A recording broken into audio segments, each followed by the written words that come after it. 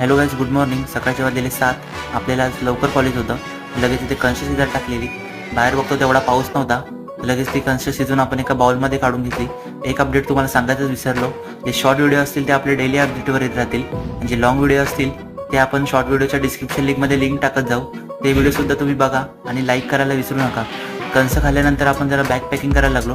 आजकाल जरा कॉलेज जरा लवकरच असतं आणि लगेच बुक बघून आपण निघालो कॉलेजला. बाहेर येऊन बघतो तर पावसाचं वातावरण नव्हतं, तरी छत्री घेऊन ठेवलेली. कॉलेजला आलो. कॉलेजसोबत मित्र होते 4 जण.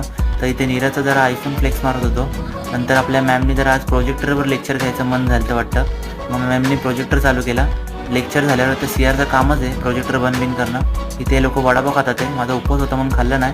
नंतर OCचं लेक्चर होतं. OCचे लेक्चर झाल्यानंतर आपण निघालो घरी.